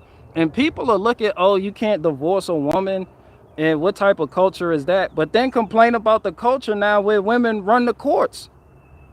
Like you didn't have that problem then because everybody knew this was a solid contract. This was a commitment, not only between me and my Isha, but between me, the creator, and my woman, my wife. You know, and you don't renege on that. There's a sense of duty that deserves fulfillment anytime you bring the creator in something. So there is no woman to be running the courts and to be taking half. Like that shit doesn't happen when you have when you is I'll go out I'll venture out enough to say that won't happen in a nation that understands commitment. There is no woman taking halves, bitching over prenups or whether to do what. Like once you two are joined, let no man put asunder what the creator has made one. And that's how it is. You become one. That's a union. How the fuck you give yourself half? There is no divorce. Like that's not even biblical. Like there is no oh, I don't like how she dressed today, or I don't like, or she farted earlier and that shit stank real bad. Like she clogged up the toilet. Like how the fuck I'm gonna stay married to that? Or she gained like 30 fucking pounds, cuz. How the fuck she's a fucking cow out here in these streets. How the fuck I'm gonna stay married to that? There is none of that. Nah, that's you. Like that's you, for better or worse. Whatever your vows stated, nigga, that's what it is. But now in this day and age, you have a lot of oath breakers. You have a lot of oath breakers. You'll have people that sit up there before the church or before the congregation or before their friends and family, invite people from all over the country to come look at their wedding and have dolphins jumping up out of a fucking swimming pool and release doves and throw rice and make O's, and then 3 months later they fucking get a divorce and all of that shit goes down the drain. That's why society as a whole today doesn't get respect or deserve respect. You don't know the first thing about keeping the commitment as a whole, society, America. Like you wouldn't have to worry about MGTOW, and you wouldn't have to worry about combative, argumentative women. Like that whole commitment element has just been disintegrated, and now everything's non-committal. And people brag about that. They be like, yeah, I got a couple side bitches. Or you'll have women on Instagram bragging about how they got different men, how they sleep with different men to acquire more material wealth for themselves, and how they don't need no man. You know, now you have more and more women talking about I'm my child's mother and father, or that's my little king. And it's like, what do you expect to happen when no one takes commitment serious no more? No one respects the institution of marriage itself. You know, and it's not just because the government is involved now, it's because people are liars. They lie for monetary, not only for monetary gain, but for status, or just to look. How many times, this is how you know a woman is full of shit. When you're with a woman and all she could think about is the marriage. Like, this is for women that want to get married, that are still full of shit. And this is why the marriage doesn't work. Because in the beginning, you're so focused on the marriage and what dress you're going to wear, or how big the ring is he's going to get you. You got women that are already typing up invites. What wine is going to be served. This is going to be the biggest day in my life. That's what they teach women now. Women, like girls, look forward to their wedding day because it's a day of merchantry. And it's not about you, your partner, your husband, and the creator. It's about knickknacks. It's about who I'm inviting. It's about how my hair gonna look, what dress I'm gonna wear, what ring I'm gonna wear. You know, and when you already think like that, you're destined to fail as a society. As a society, this is why you get no respect. This is why gay marriage was nothing. It was like, yeah, let the faggots get married. Why not? I mean, we have oath breakers on the left, faggots on the right. Let them all get married. Mix them up if you have to. You know, it's a mixed baglet, as Fauci would say. And then people talk about make America great again, but they can't keep a fucking commitment. They don't. They get themselves into something because of the fantasy about being married and having all these materials and having the right fucking napkins. Like you got with it, they be like, I gotta have these napkins, and it's like, yo, we're about to sit here and take an oath before our Creator, and you're worried about what napkins you're gonna have on the table and whether or not Vivian's parents can come. You know, that's how unserious, that's how not serious people are about it. It's a day of merchantry. The jeweler makes more money. The guy who can get a fucking dolphin to shoot out a swimming pool with a flute makes the money.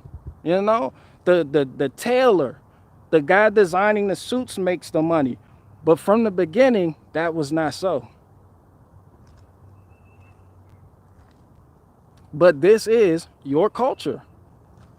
Like, and this is a big part of why you're fucking failing as a society. It is. Yeah, women, bro, you won't believe.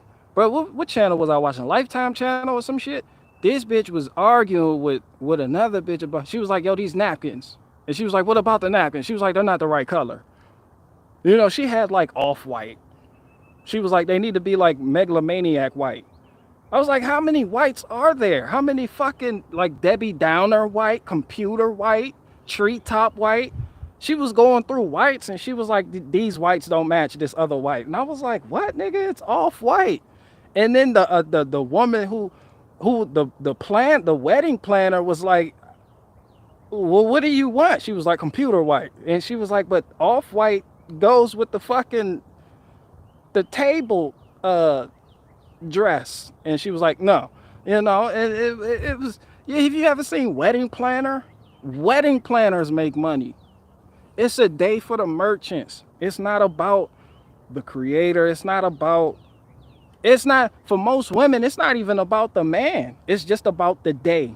From the time they are born, girls are taught by their moms, oh, when you get married, make sure you have this, get that, and you can wear my wedding dress when you get married. You know, and it becomes a surface level thing. And then 5 years, 10 years later, they fucking hate each other because they've been fed this bullshit about romance. And they think that's how the relationship is supposed to go. They think that's the dynamic, but that's how the relationship is supposed to go between the man and woman. And then before you know it, they fucking hate each other. And they're just waiting till the kids grow up and then they get a fucking divorce. The only reason they're together is because they don't want to see the kids. They don't want to drag the kids through a divorce. So they be like, I'll stay with you. But she go to one room, he go to another room. He sleeps on the fucking couch. She sleep in the bed. She's fucking a guy named Hank. He's fucking Vivian. The same bitch that was at the wedding.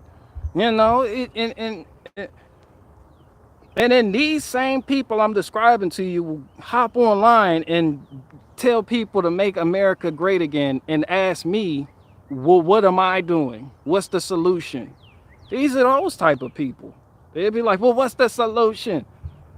You know, they'll see me splitting wood. They'll see me out here with my cherry rounds, my cherry wood. They'll be like, how come you're not concerned and you don't, I need to go find the truth, or who will talk about these other topics like the New York City bombing and the fucking Medici family and Ukraine, Russia. And whole time, when they go to bed at night, their husband sleeps somewhere else and can't fucking stand you. They can't fucking stand you. Some of you, and this bitch, some of y'all in here right now on the outs with your spouse. Some of y'all in here got 1 foot in the other room about divorce just because of how your wife farted. And you was like, yo, that shit made no sense. Like, dog, you telling your boy right now, like, dog, bro, like, I got to get out of this relationship. You're like, what happened? Well, we've been together too long, for one. You know, I've been looking at photos of other women on Instagram, for 2, and they look a lot better than my wife. And for 3, this bitch farted last night. That shit smelled like corn pop. You know? They be like, yo, I don't know what the fuck she been eating, son. But that bitch been swung. Some of y'all in here, y'all relationship got rocky. Your wife had thyroid issues. You know, you just ready to up and jump shit. You're looking for a unicorn of a woman that doesn't have no problems. That shit doesn't exist, son. All women fart and all of it stinks. I'm telling you that right now. The grass is not greener on the other side. I promise you that. Some people, some people just become unpleased with their wives because they're constantly looking at pictures of other women online, and then they judge their wife by those standards. And it doesn't matter whether or not you know her or not. You just like, yo, how come my wife can't look like this? You know? And you harbor that slight resentment towards her, and that shit shows. Women pick up on shit like that, and before you know it, she has an attitude with you about some shit. Then that blows up and becomes a bigger argument that snowballs into some type of divorce or separation where y'all see other people. Then y'all just become swingers. Now you're fucking swinging. You join a swingers club down there in Atlanta. They do a lot of that in Atlanta, Georgia. And now you're just fucking swinging. You're switch hitters. And then women that watch these dumbass shows do stupid shit to try to rekindle their love life with their husband. But like, maybe we should add another woman to the equation. And then you give your husband a threesome. And then instead of, you know, him appreciating you for it, which there can be no appreciation for that. Now he wants to fuck her exclusively. Now you're mad because he decided to bust his nut in her, not you. Now you, and you the one that brought that on. Now you're turning to the world for how you should repair your relationship. And then women typically end up getting advice from people like Jada Pinkett Smith about these type of situations. And then they make shit worse. And men do the same shit. They'll like take advice from somebody like Joe fucking Rogan and be like, well, I bust a nut in the other woman, and then now she's mad at me, and she's the one that wanted me to have a threesome, you know, and now the rest of your life, now you put her away, she put you away. Now you just fucking, you just do hookups. You just want to hook up. You just do hookups. And you try to fill that void, but as soon as you bust that nut, you snap back to reality like, this ain't what I really want. Because you're not fulfilled. You're not satisfied. Like that's not love. Fucking isn't love at all. You know, and sometimes it takes people till they get older to realize that. And then they have nobody. And then that's why some of y'all in here right now commenting, some of your husband or your wife's parents, they may have a mom that does nothing but call them all fucking day and get on their fucking nerves all day and constantly want shit all fucking day. Well, what are you doing? Because they don't have nobody. They don't have nobody. Like, they don't understand that. You know, but when you're young, you think it's all about fucking and all about her looking right. But all that beauty and the breast to hip ratio, all that shit fades away over time. All of it. For you too, you start getting gray hair, you start getting a little gut, you start, I don't know, like you start going through some things in life in your old age. You know, and then you understand what a real woman is. She don't have to be the prettiest woman, but I got a colostomy bag. And she here with me every fucking day. That's love. That's love. You got a colostomy, you got a shit bag. And she right there with you. Wiping up excess shit. That's love. See, when you young, you don't think about shit like that.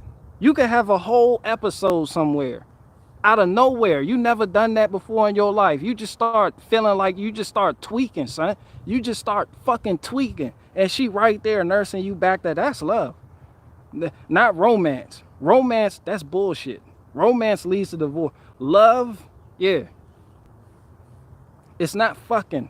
It's not how good she can ride a dick. I had somebody on here the other day. It was like, oh, would you want, she bald headed, how she gonna ride the dick? Like, it's not even about that. It's not about that. That's why people don't respect commitments that other people make, because they can't fathom somebody that keeps an actual commitment. You know, they can't understand somebody who has the mental fortitude to actually keep an oath they make between their spouse and the creator. You know, they're like, what? You know, they're like, yo, and then you got buddies that show you pictures of bitches on Instagram, like, yo, you see her fat ass, bro? Look at this. You know, meanwhile, you got a woman at home that know how to bake apple pies and shit, and she cleaned up your shit when you went through that episode and you had to get put in that hospital. You know, she could have, the way this country system is set up, she could fucking leave you for any fucking reason. They don't even give a fuck no more. Divorce court? Have you seen that shit is real. There's really couples like that. That is like, nah, I just had enough. And then they check boxes for stupid shit like infidelity, or I think he did infidelity, or he doesn't know how to use a chainsaw. You know, they have a box on the day, like, why you want to get a divorce? There's a box that says, my husband doesn't know how to use a chainsaw. And they check it. And next thing you know, you're getting a fucking divorce. You know, it's crazy. But it's set up like that. And she could actually leave you when you start going through your financial troubles, when you start going through your having health issues, when you got to get a lung removed. You know, when you got gout, when you got a real bad toothache, you know, when you act like a fucking baby balled up on the fucking bed, you know, she can fucking leave you and check that box in the divorce paper that says he's acting like a bitch again. But you got some women that stick around, and that's love. Bro, that shit is forever. That shit is true. The Bible tells you what love is. It runs all that down. It runs all that shit down, and it's not pretty. Nothing in there says pretty.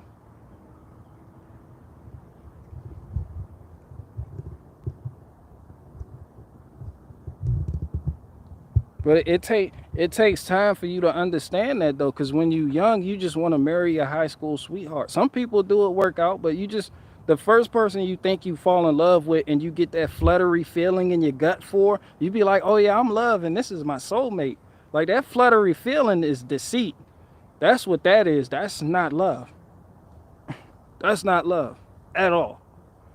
Therefore, sometimes when you look at somebody, they be like, oh, look, and you get that those butterflies, they call it butterflies. It's like, I saw and I got butterflies. That's not love, that's deceit. That's deception. That's the prince of the power of the air. That's why most men out here fucking a woman named Erica that already burnt up their birth certificate, or cut up their passports, cut their brake line. You dealing with a bitch named Erica right now that cut your brake line on your truck because you fell for that fluttery feeling. It's like, I saw her for the first time and it was love first sight. I got that flutter. I got butterflies. I seen that ass in yoga pants, dog. You know, a year later, this bitch cut the brake lines in your Honda Element and you smacked into an oak tree. No one even knows why the oak tree was there. It was just there. Just random. A random oak tree. Because Erica cut the brake lines, because you had that fluttery feeling, and that's what you went with. And even the scripture teaches you, the scripture teaches that the heart is deceitful above all else. Who can know it? And that's what most people rely on when they make decisions. It's a motive. It's emotional. They make emotional decisions that get them fucked up for life. How long I've been out here talking? What time is it? I gotta go. Where's my S Pen? Oh, right here.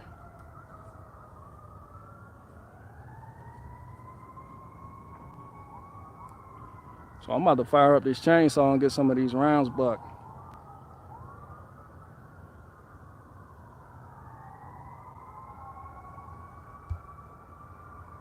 I see too. Yeah, I gotta get this chainsaw going.